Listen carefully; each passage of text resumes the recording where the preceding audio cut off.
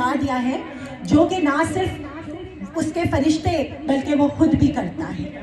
اللہ کریم اور اس کے فرشتے رسول اللہ صلی اللہ علیہ وآلہ وسلم پر درود و سلام بھیجتے. جب کوئی یہ کہتا ہے نا کہ میں بہت پریشان ہوں تو اس کو چاہیے کہ وہ درود و سلام کی کثرت کرے, وہ اپنے پیارے نبی صلی اللہ علیہ وآلہ وسلم کے اوپر درود پڑھے, ان پر سلام بھیجے, پھر دیکھیں اس کا دل کیسے راحت پا جائے گا. ایک عورت نے کسی عالم سے سوال کیا کہ مجھے بتائیے کہ اللہ کریم نے شوہر کی فرما برداری کا حکم کیوں دیا ہے کہ صرف شوہر کی فرما برداری کریں. تو ان عالم نے اس عورت سے کہا کہ تمہارے اس شوہر سے کتنے بیٹے ہیں؟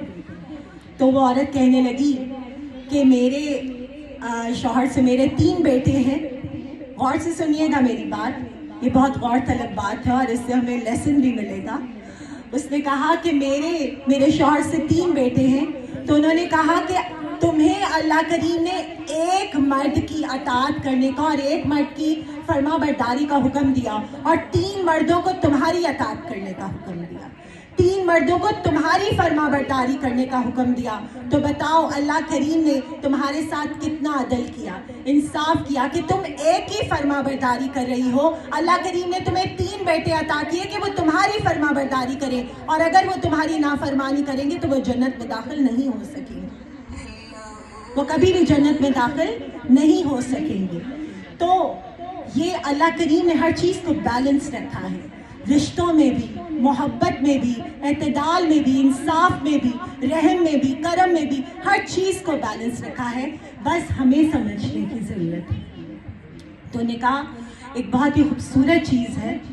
رسول اللہ صلی اللہ علیہ وآلہ وسلم نے فرمایا اگر عورت کو اللہ سجدے کا حکم دیتا تو وہ اس کا مجازی خدا اس کا شوہر ہوتا, کیونکہ شوہر, اور یہ نہیں کہ صرف بیوی ہی تمام حکم بجا لانے کی پابند ہے بلکہ شوہر کو بھی. رسول اللہ صلی اللہ علیہ وآلہ وسلم نے فرمایا کہ عورت کو ٹیڑھی پسلی سے پیدا کیا گیا ہے, اگر تم اس کو سیدھا کرنے کی کوشش کرو گے تو یہ ٹوٹ جائے گی, کیونکہ عورت نازک ہے, اس کے اندر نزاکت ہے, اس کے اندر اللہ کریم نے لطافت رکھی ہے, نزاکت رکھی ہے.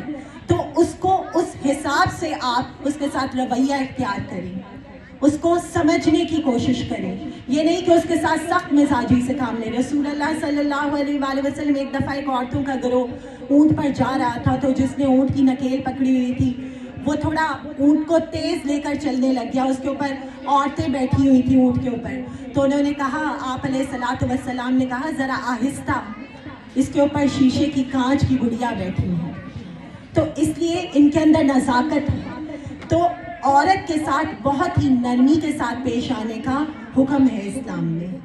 مرد پر بھی لازم ہے کہ وہ عورت کے تمام حقوق پورے کرے, اور عورت پر بھی لازم ہے کہ وہ اپنے شوہر کے مال میں خیانت نہ کرے اور اس کی عزت کی حفاظت کرے اور اس سے محبت کرے. اور بہترین عورت اس کو قرار دیا گیا ہے کہ جب اس کا شوہر تھکا ماندہ گھر آئے تو وہ اپنی بیوی کی طرف دیکھے اور اس کی بیوی اس کو مسکرا کر ویلکم کرے.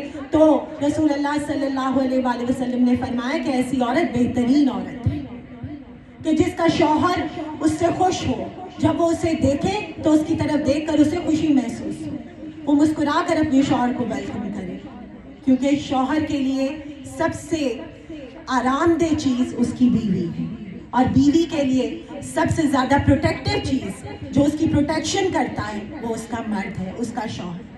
تو اللہ کریم نے دونوں کو حقوق عطا کیے ہیں. اللہ کریم ہمیں جب بھی